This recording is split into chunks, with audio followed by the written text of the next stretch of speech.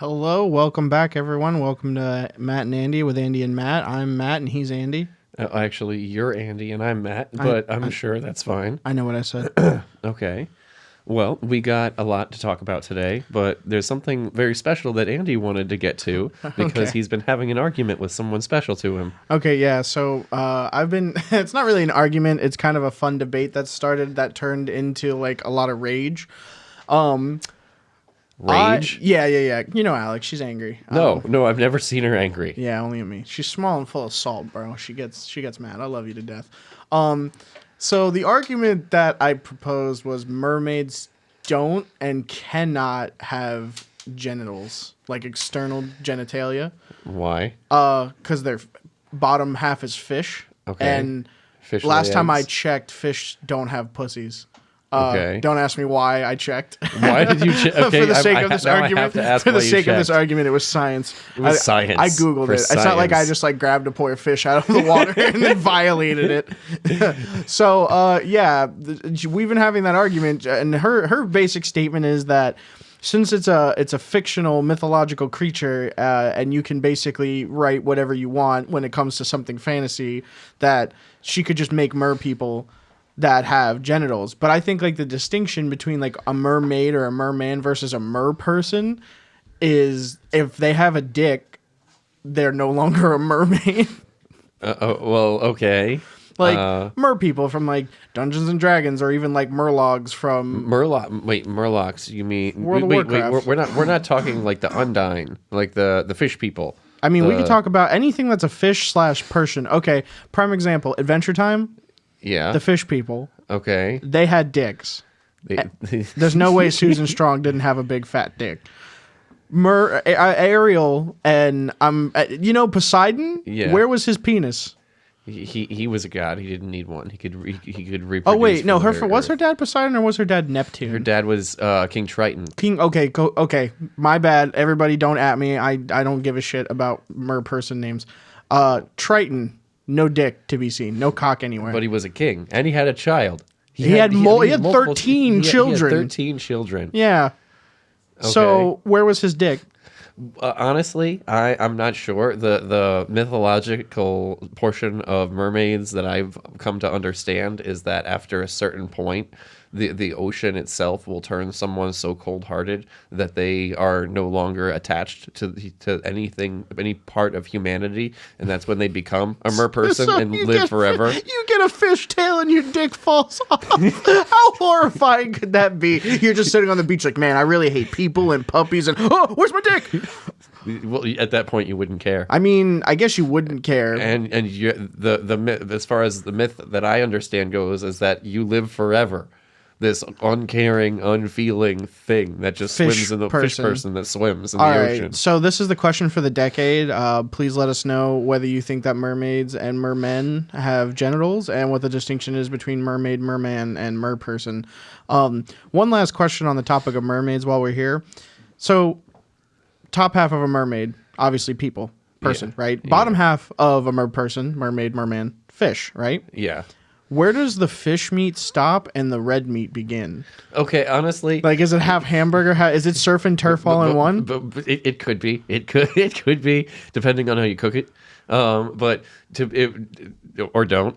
Right. Honestly, the way a lot of people are portrayed in shows and movies and stuff, it looks like it's just like a fish part that they could just kind of slide down further and out of if they want. Have you ever? Yeah. It looks almost like it's It's like a suit. Like it's Yeah. like pants that they put on. They have a fishtail. But like, okay, so let's assume like the classic depiction of like Ariel. Her fishtail started around her hips. Yeah. Like, So is she here. like hamburger up top and like fish sticks on the bottom, or is she fish sticks all the way through? Like what's the distinction? Is it a straight in half, or is it like does it bleed into each other? Do you have like half man and fish meat at one point? I would think that it's both.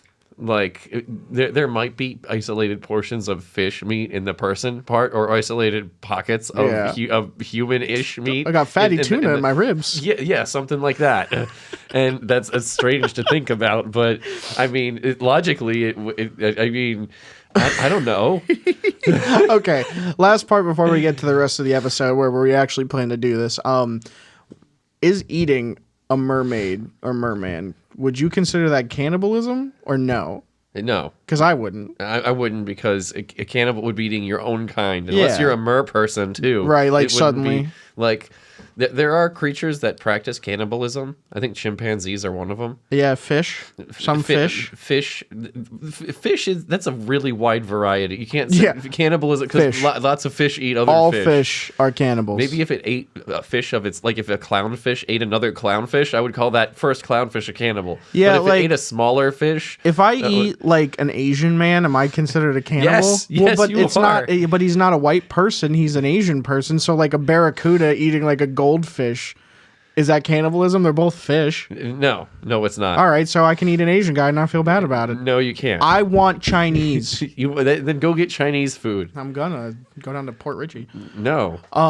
All right, so back to what we are regularly scheduled programming and not this fish nonsense. I want to talk more about this fish thing later. Yeah, we'll get back to this. But Matt, tell the people what they've won today. But today they've won this special first time, I guess you'd call it a segment. Yeah, that we it's a new decided to do. customer discount. A customer discount. What are we selling?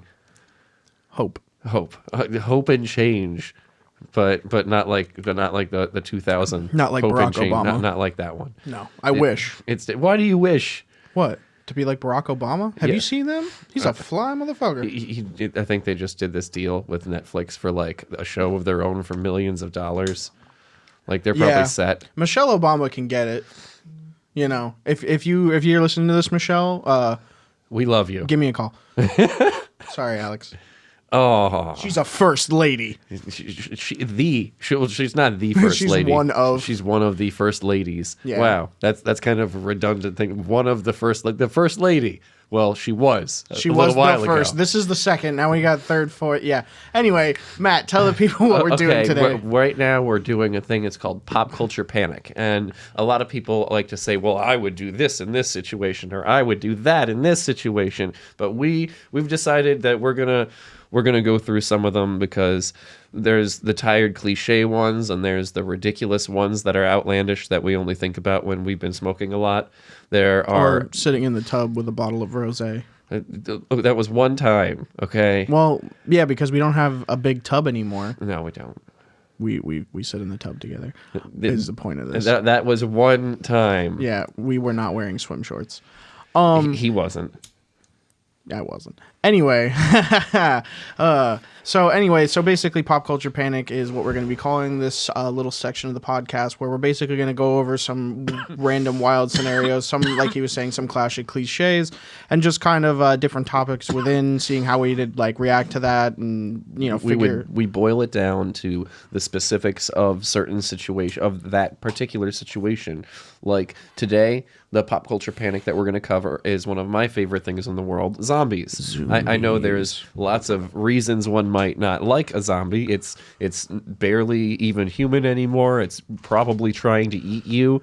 The hygiene is very terrible, so they probably smell bad.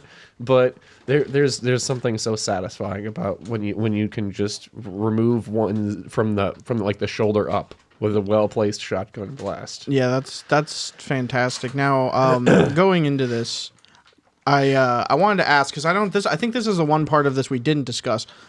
What well, I guess this would be part of the segment, but let's just do that. So first off, what kind of zombie are we dealing with? Are we dealing like with, a virus that was created by a company? Are we dealing with like genetically mutated humans? Are we dealing with like the semi-smart zombies from like Resident Evil 5? Are we dealing with like the zombies in a sense where it's like a virus and this is like an apocalyptic situation of something that was unavoidable? Are we dealing with like super zombies that you would find in like Resident Evil and like Left 4 Dead, even maybe Dying Light? If any of you have played that game, you'll know that some of the volatiles are a little bit more aggressive. There's spitters, things like that. Or are we even in a sense dealing with, I don't know if you've seen this, Matt, but there's a show on Netflix, which I highly suggest. Netflix, pay me money for this plug. No, not Z Nation. I think it's called Daybreak. Correct me if I'm wrong, people, but it's basically the show's premise is like a whole bunch of bombs got dropped. They were chemical weapons. The chemicals like killed all the adults and left all the kids alive. Well, it didn't kill them. It turned them into like zombies, where like they weren't like running around like growling at you per se, but they were like running around and like saying the last stupid thing that came across their head, and they were eating people. And there was like a couple. There was one in there that was like a smart zombie, or actually two people who were like smart zombies, and it seemed like they've been mutated. So anyway, not to talk for 45 minutes about that. But he digresses. Yeah. What kind of zombies are we going to be dealing with here? I think we should cover the two most important kind of zombies that I would want to cover are. I know that you don't like the Resident Evil franchise as much as I do. Stop. It's not that I don't like it. Okay. I just don't like most of the games. You don't? Okay, and that's fine. You don't have to. But I would like to cover the T-virus from Resident Evil 1 and 2. And I would like to cover the Day of the Dead, or the Dawn of the Dead zombie movie, and the zombies from that, because I feel like they're two very different versions. I'll do my best to keep up with you on that one, but I honestly can only say that I've maybe seen that one time, and probably about like 10 years ago, so I don't really have a good grasp on those bad boys. Oh, is it basically like Shaun of the Dead zombies? Yeah. Okay, so it's your standard zombie. A standard zombie, because a lot of people would think, well, like, what about super infected, or this kind of mutated person, or a zombie is a person. In this sense, we'll cover it's a person that died and came back. There's no virus. There's no anything. It could be like a biblical, like hell spilling over kind of zombie thing. So the zombies in the, what did you say, Resident Evil 1 and 2? Yeah. Would that be like the zombies that were in the first Resident Evil movie? With Michelle Rodriguez? Yeah. Okay. So like zombie dogs, most of the zombies are like very intelligent, but like very like aggressive and like hunger driven, while there are some like higher level zombies. It comes down to like how mutated are the Resident Evil zombies we're talking? In Resident Evil, the zombies have different levels of mutation, but it basically boils down to you slowly wither away and die, and then you come back, and then you come back as whatever. When you would have died, you come back as a zombie. Yeah, whether you're mutated or not depends on how much of the virus you get, right? Well, actually, it depends on the kind of trauma you face after infection, because if you're torn apart, if you're beaten to shit, like a survivor fights you off, you turn into, but you're boys. You get the virus will try to jumpstart you and be like, hey, here's one more chance, try this. And you get the claws, and you start running faster, and like you get liquor? fangs. No, that's the Crimson Head is what they're called. Oh, okay. But the liquor comes about if you start to die of starvation as a zombie. The virus, again, tries to jumpstart you, like you need to find a way to reach other places to get food. So it basically like force evolves. Yes, because every virus just wants to continue to exist and reproduce. What about the cockroach ones from Resident 5? Evil 5, yeah. Those were actually an accident. Those were the Ouroboros virus leaked and some cockroaches got into it. And so they're actually cockroaches? They were actually cockroaches that were so virally fucking hard to infected. kill, bro. That insta-kill move. But back to what we wanted to talk about with Pop Culture Panic. Yeah. There are a few things that I wanted to cover, and mainly, how do you survive the zombie apocalypse kind of issue? And it could be from anywhere. It could be for any reason. All you know is that it started, and you need to do something. Somebody your neighbor just tried to eat you alive, and that's kind of when it suddenly hits home and everything clicks. I mean, with that instance, I feel like, you beat that fucker off. Oh, you beat him in the head. You got to be real careful about what you say, man. Just so for survivability's sake, if this does happen, do not try to jack off the undead corpse of your neighbor. I did not say that. You said beat off. Don't try to. You know what I meant. I know what you meant, but someone might be like, "Why is he jerking off at zombies?" So I'm just trying to clear that up. I feel like it's kind of the same in either instance. I kind of feel like it's the same in all instances. If you're in a zombie apocalypse, your first thing to do is like either one of two things. You either lock yourself inside if you're in a semi-isolated place or something that's defendable and gather weapons and supplies, or you gather weapons and supplies and you bug out to somewhere that is more isolated and better defendable than where you are. Like if I lived in New York, well, here's the thing too. If you live in New York City, you're fucked. You're probably fucking dead. Like, just accept your fate, live your last day, enjoy yourself, and become part of the horde. Some people will take to, like, skyscrapers and tall buildings and live off of the roofs and upper floors. But, someone might live in, like, a townhouse in a New York suburb. Like, even on Long Island, you're fucked. But here, where we are in the good old South Florida, what are we, like, 20 minutes away? Not even 10 minutes away from woods at almost all times that we could go hunker down in? Yeah, there's lots of places. Like seriously, 20 minutes out of the town that we live in is like the boonies where there's 5 people in a riverboat, you know. So I would say isolation and supplies, weapons, and you know, when I say weapons, I think the most important thing to remember is that eventually you're going to run out of ammunition and there won't be any more accessible to you. I think blades, bats, anything that you don't have to reload is really the way to go in the end. Something that you could use to defend yourself lethally if necessary that wouldn't run out of ammo would absolutely be beneficial and useful, but you have to remember the risk that's involved in using such a precaution, because every time you use it you would theoretically be risking either infection or just being killed, because I think in Dawn of the Dead I don't think it was an infectious thing, was No. it? I mean, if you got bit, yeah, the same old thing, but it wasn't like, oh, eventually disease. enough blood in the air and you turn into a zombie. But I think too, like for instance in The Walking Dead, like they're constantly just like covered in zombie guts. I feel at a point everybody's infected and it's when you die. It's not something that like forces you to death. If you die, you get bit, whatever it is, that's the transition. But I think if you have the virus inside of you and you don't meet like the qualifications to get fucked up from it, it doesn't like try to kill you faster. You know what I mean? I think that it actually does try to. I think in the Resident Evil lore, it absolutely did. Well, again, in regular lore, I don't. I think you're right. It wouldn't accelerate your death if you could treat your wounds. In most other lore, like that's never been the case. Like, okay, so in that one I was talking about earlier with the kids, if they get bit, they don't turn into zombies. Okay, It's non-infectious because it was a chemical bomb that only affected like a certain age demographic. Anyone above the age of like 19, I think. But then in ones like Walking Dead, it wouldn't matter how you died. If the moment you died, it would just happen. You would just turn, even if you weren't bit. Yeah, Because the virus is now present in everybody over such a long amount of time. Yeah. Exposure. So, I mean, and in essence, it's like, you know, it's like anything. You get a vaccine for something, you now have that in you, but in a small amount. Yes. So it's like, that's the thing. You know, you have the zombie virus and it lays dormant until your neurons you're stop dead. firing, and then boom, now you're a zombie. Okay, but you, as long as you didn't die, you could live a completely fine and long life, right? Theoretically, it doesn't interfere with anything else. No, but then you would die at 80 and you come back as a zombie unless somebody like puts a bullet in your head after you die or before. You know what we forgot to mention, and I feel like we're gonna get shit for it? Zombieland. Zombieland was different. Was it really? I mean, I thought it had like the classic zombie with maybe a little bit more mobility.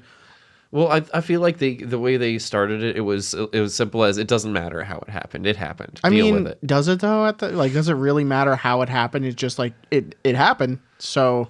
Okay, so the core things for dealing with this, like you were saying before, is some people would definitely try to hunker down and ride it out in like a high place, like maybe what were you saying before? Like in New York, a high like a skyscraper or like a tall apartment building, like on the roofs of high buildings. In 28 Days Later, there was a dude who was doing just that, and he was doing fine. He was trying to figure out how to catch the condensation from the air on a long sheet so he could continue to drink water.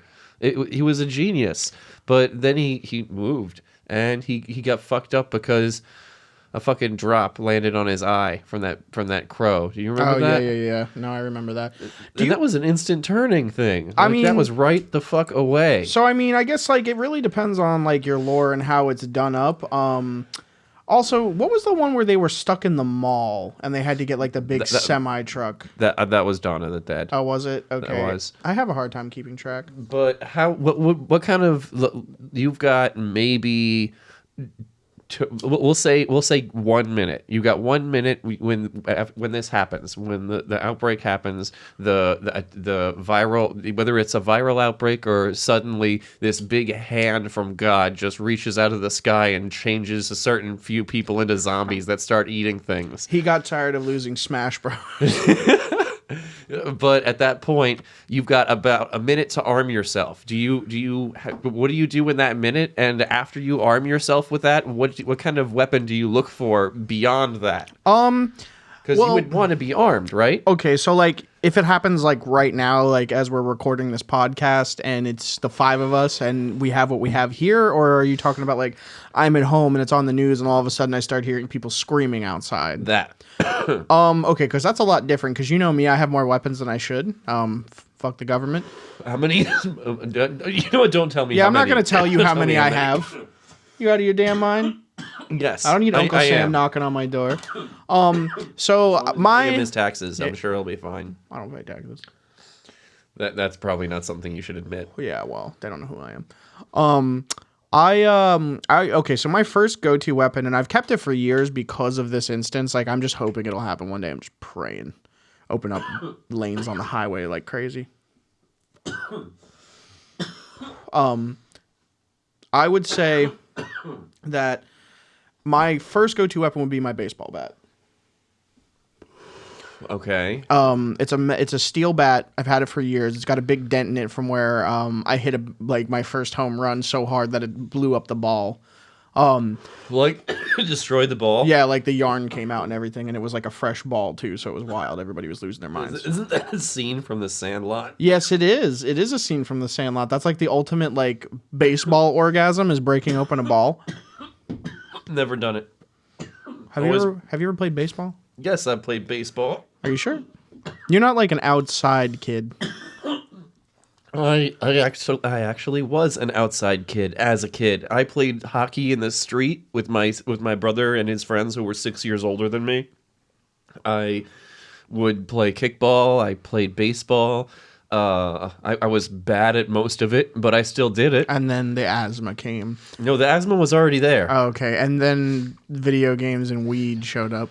Yeah, but then by that point, video games were already rotting my brain, and weed came much, much later. I didn't start smoking until after high school. Okay, that's fair. So yeah, I grabbed my bat. I've had this bat forever. This was actually a bat that I hit a home run with, and bursted the ball. It's got a huge dent in it. Okay, so I grabbed my bat. You got a baseball bat. Yeah, I got my bat. It's a steel bat. I trust it. So I got my baseball bat.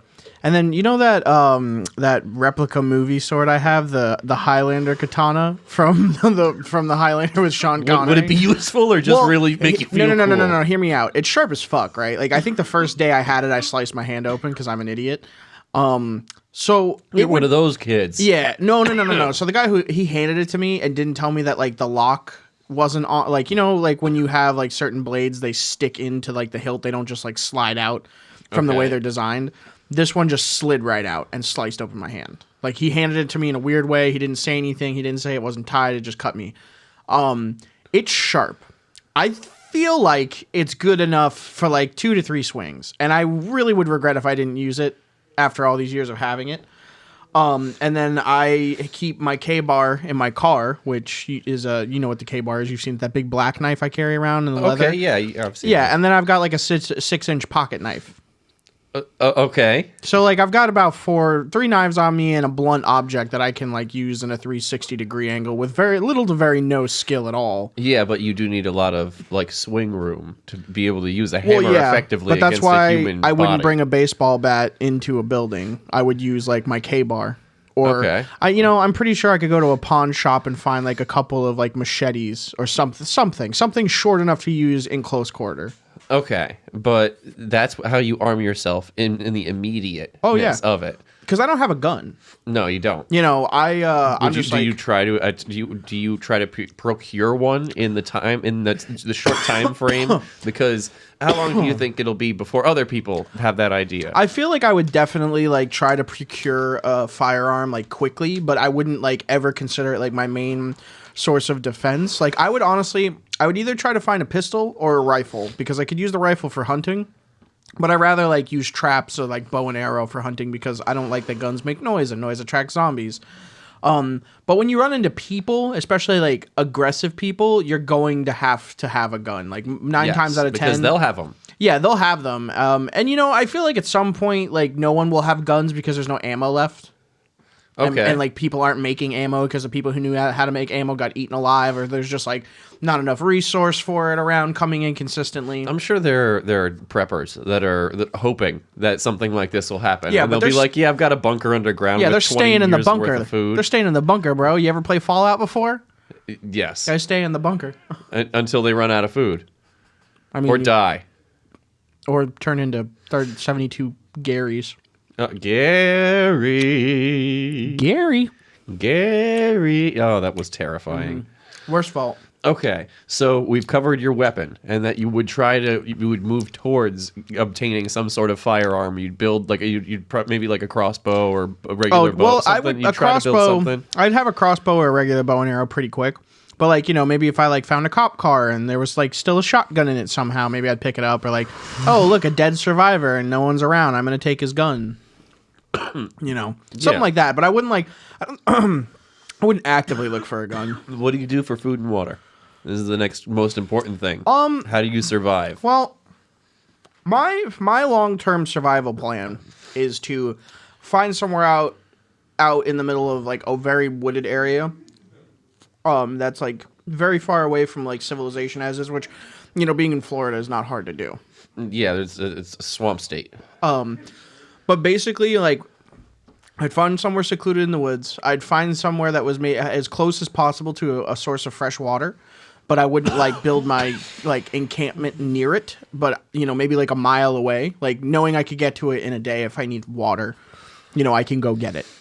But then I would start on some kind of small shelter, and I guess like my first initial idea would be to gather enough like canned goods and bottled water and like whatever else I could get my hands on that doesn't perish until I could possibly grow something or find like somewhere to harvest something, or until I get good enough at like hunting game to like keep a consistent supply of meat going. Because it's basically at that point like I'm trying to survive, so I don't have to live super great. But I need to live. I've got to know how to be able to get everything for myself. And come on, like we're in a modern society. I don't go hunting, every season with my family. Like I don't know how to hunt. I don't know how to like clean game. Do you think there'd be a learning curve? Oh, a huncho. Even if I like went and found books that told me how to do everything, there's no way I wouldn't fuck it up like 5 or 6 times first. Okay, so let's say you are able to do this much, but you're approached by other people, by other survivors. Dead. Do you attempt? Do you engage them at all? Do you avoid them entirely? How would you interact with other people who weren't immediately hostile? I would say if they're not immediately hostile, I'll hear out what they have to say. And then it's going to depend, too, depending on where I am, if I know these people, because that's obviously a likelihood. In a place I've lived my whole life, I'm going to maybe know someone I run into. Outside of that, but like I don't know. Like, it really depends on the interaction, but I don't think I would, like, immediately be like, hey, I'm tired of being out here by myself. Can I join your group? Like, I feel like there would be, like, a slow trust building through, like, trade, if anything, or, like, hey, we need help with this, or, like, hey, I need help with this, da-da-da-da-da. I'm not against being in, like, a symbiotic relationship with, like, another group of survivors, but at the same time, I don't want to risk my safety. You don't want to risk your because because they're not immediately hostile doesn't mean they aren't. Won't. Yeah, and people are terrible. So what if they're cannibals? They could. A situation like that could absolutely shake someone in a way that they're no longer who they used to be. Oh, for sure, no doubt. So that is something you would have to worry about. What about? We covered where you would go and how you would arm yourself and how you would interact with other people even. But how long do you think you would be able to keep it up? How long do you think, like on average, in thinking like let's say they are actual zombies that are dead. Yeah. And because they're dead, they'll continue to rot. And when they rot too much, they'll just fall apart. They won't be able to keep the body won't even stay together. Yeah, I think there was like some kind of article I read that like the natural decomposition of a corpse that's exposed to external elements is like 5 years. Like 5 years? Like probably like they said like because it's still going to retain like some kind of matter. There will be movement. There's going to be like radial effect or not radial effect, like outside effect, whether it's weather or like they fall off a bridge or like whatever it might be. And this isn't like for 5 years for like every zombie, for each zombie individually, but like roughly there wouldn't be any zombies left after 5 years. Or they'd be like so minimal that it would be like new fresh ones. But the population of zombies versus humans would diminish quickly because A, their food source would be immediately scarce because once you get bitten by a zombie, if you're not completely devoured, you turn into a zombie. Yeah. And your food source is either hidden or killing you. So, like, overall, more zombies are going to die at the end of the day than humans, whether it's through, like, natural decomposition or, you know, getting run over by a truck or shot or blown up or whatever may have you.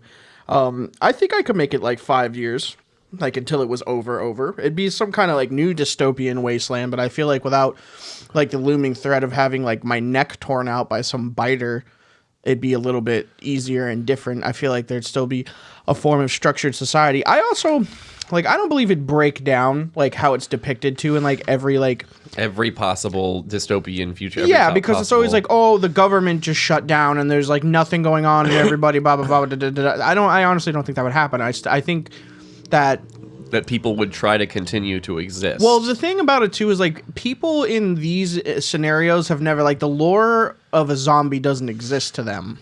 You know, like they don't know what it is. They don't know what to call. They have no idea what it is. Like, how many zombie things have you seen where they're like, it's a zombie, shoot it in the head? Like, they never know what to do. Okay. But we have grown up on an era of, like, horror, TV shows and movies, and video games and books and, like, everything that centralizes around multitudes of different kinds of zombies. I honestly think if zombies happen, we'd immediately be fine.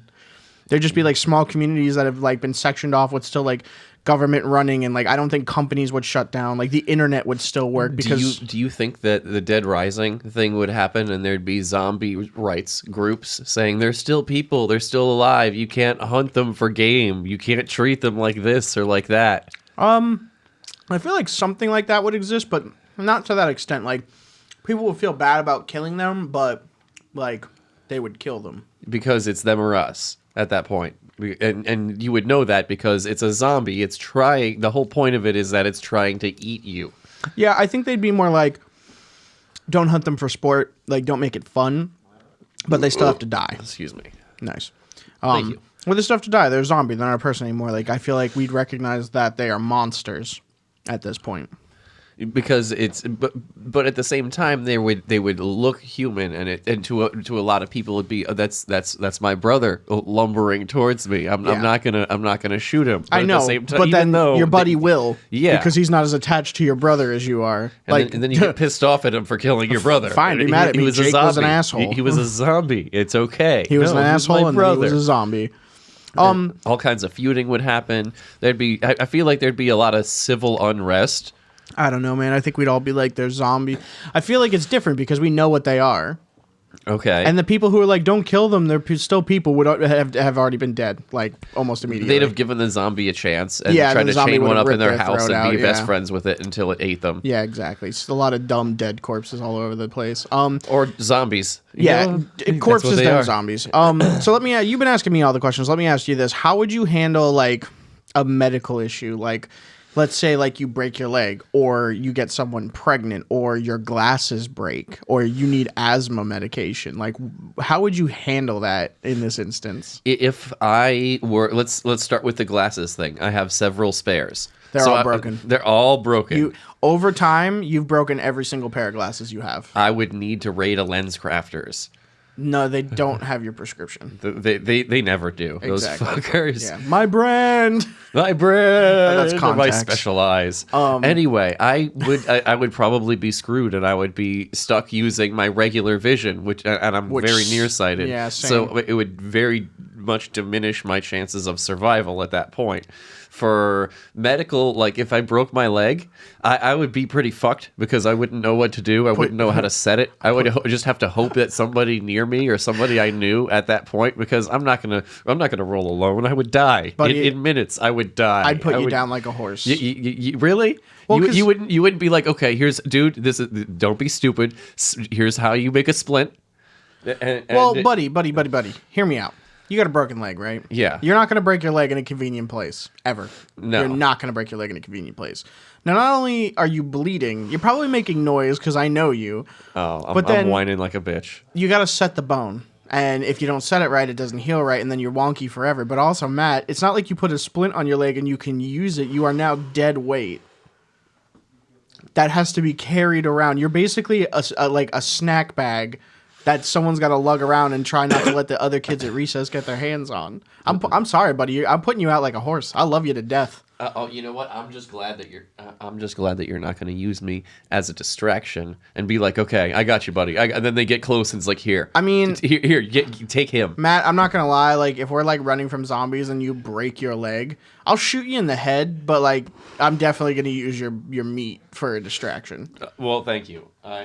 I appreciate your candor. Like, I'm not gonna lie to you. Hey man, if you broke your leg, this has now been like post discussed to this situation. You'll look at me, I'll look at you. We'll both know, and then you're lights out. Well, but before I'm not dragging you back. No, you know what? I've heard this analogy before, where you do drag me back, and it was very brutal because you mentioned stepping on me in certain places and snapping my leg off for whatever reason, and being like, "Don't be a whiny bitch, Matt. Imagine how bad this is for me. I have to crush my friend's leg and rip it off."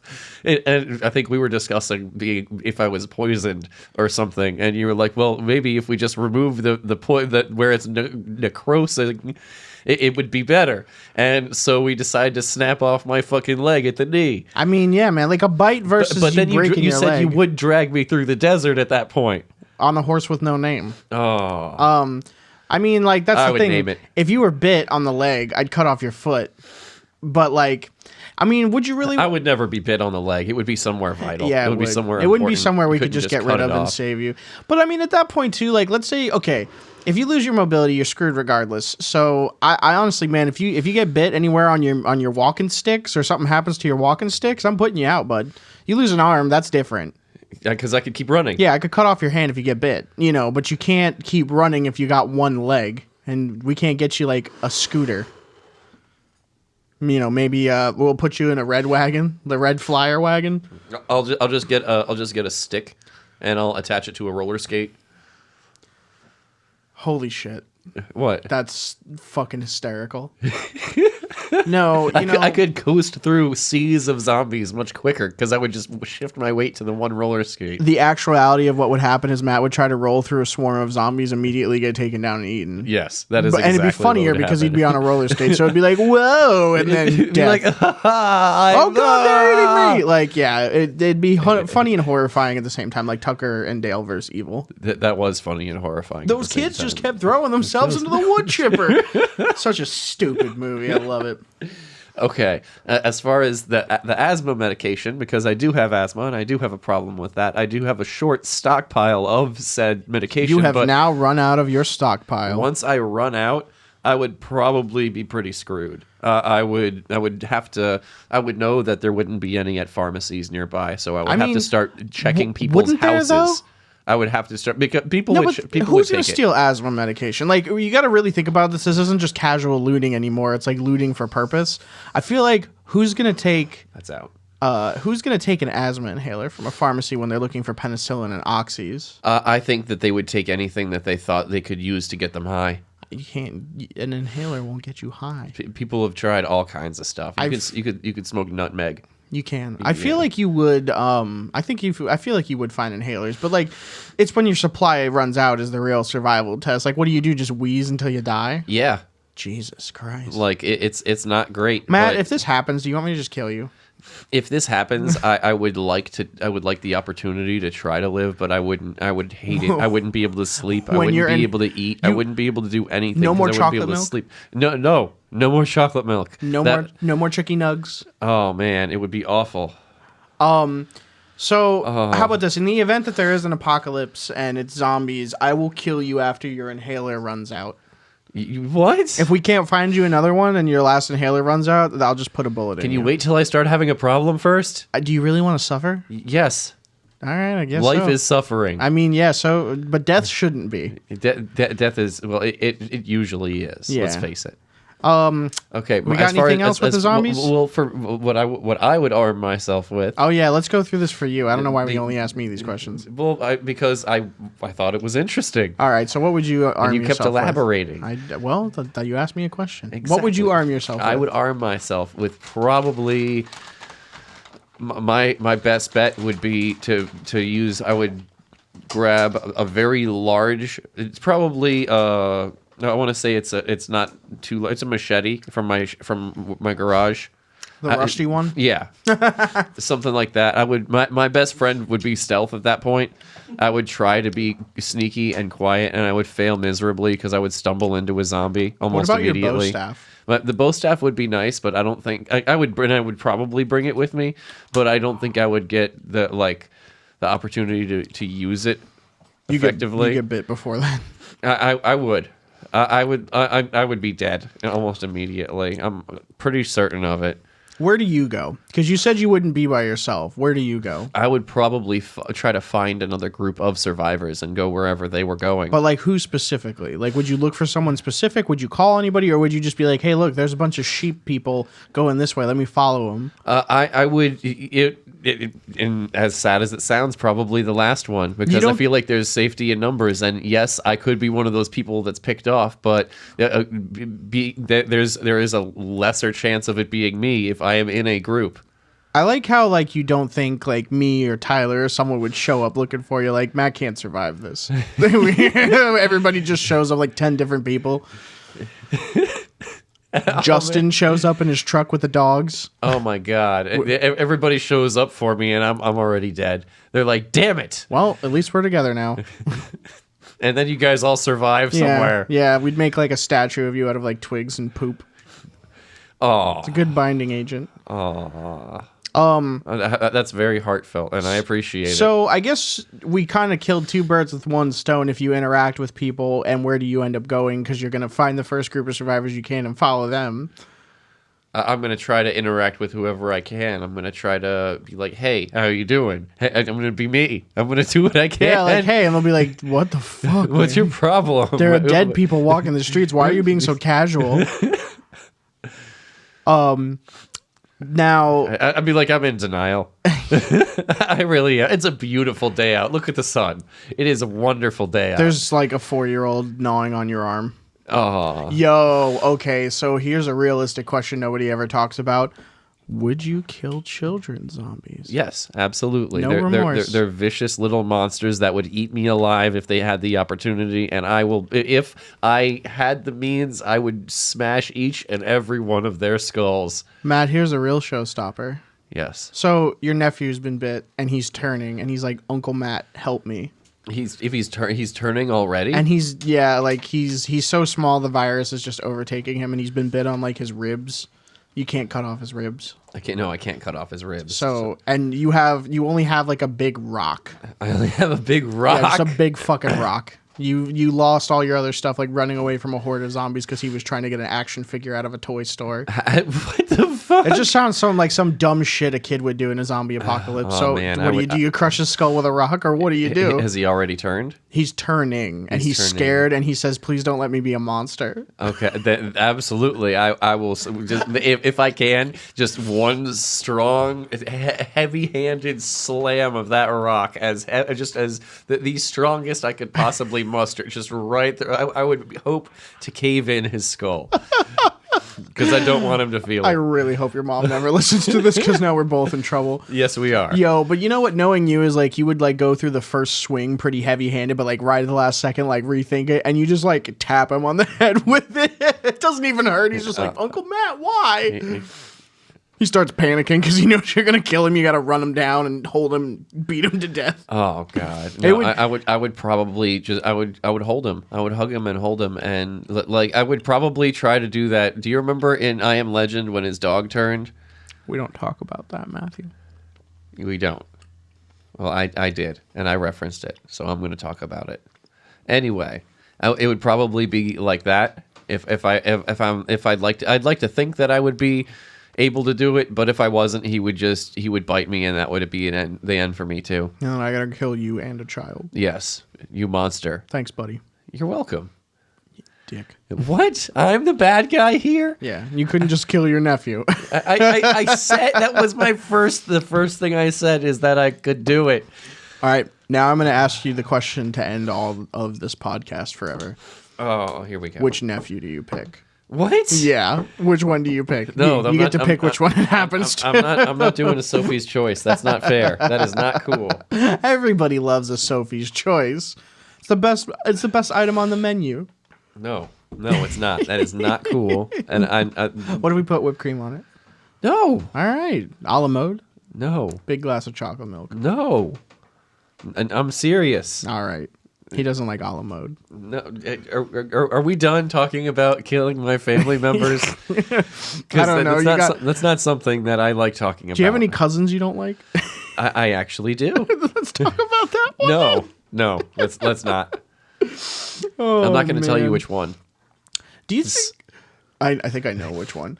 Do you? Which one's? Stevens. What? I know there's more than one Steven. Do you think in an actuality, if it happened like here, do you think animals would be like turned? Okay, I don't think. I'd like to think it'd probably be something that only fucked with humans because we do a lot of fucked up things. Now, let's say like a dog bites a zombie to like stop it from like attacking someone. Does that dog like get infected or are they immune? In Dawn of the Dead, they were immune. In fact, the zombies almost completely ignored them. They weren't a threat or even they didn't even interact at all. I mean, that'd be kind of cool. I think I'd try to become like the dog lord. The dog lord. I'd just like rescue like dogs who got like stuck, in their house or in their backyard when their families fleed, or all the dogs in like the Humane Society, and then I just have like this army of dogs protecting me. That I don't know if they would protect you. But If I fed them and loved them, they definitely would. yeah, but They're pack animals, man, and they're scared. I just saved them. I see. Loyalty Goes a long way. Because like if they just ignore dogs, like, and it just smells like dogs for like a good 5 miles, I'd probably be pretty Gucci. You know what? I've actually got a real quick question. So would you come and try to help me? I mean, it depends on if I was like in Spring Hill or St. Pete at the time. Okay. If I was in Spring Hill, yes. If I was in St. Pete, I'm gonna preface this now. I'll give you my address and tell you where I'm going in the event of this when I figure it out. And then if you show up there, you show up, and if not, I'll be sad for a while. If I show up there, would you let me in? Yeah, I'm gonna be like, hey Matt, I know you just came all this way, and there's a bunch of zombies outside, and you might die soon, but you ain't coming in this house. Oh. No, I'd let you in. Oh, thank you. Immediately so much. kill you and take your supplies. I'm gonna be like, it's better this way. Why? Matt, we both know you wouldn't live. Yeah. Oh, okay. Make it quick. I mean, at least it's realistic. All right. Well, that's very enlightening of you, and I appreciate your candor once Yeah. again. I don't know how I think we feel about each other right I now. wouldn't kill you. I don't think you could. Oh. Step bitch. Come on. I don't think I could either. Oh, man. It would take I a mean, lot for Matt, me. it would definitely hurt me. It would hurt. Oh, it would hurt you. It would hurt me for sure. And you know what? It would hurt me so much that I don't want to talk about this anymore. This has been Matt and Andy with Andy and Matt. I'm Matt, and that's Schmandy. Well, he's Andy, and I'm Matt. But Tip your waitress. Yeah, if you can. Check your local news forecasts and wash your fucking hands. Absolutely. That last one's really important. Over and out. Have a good night.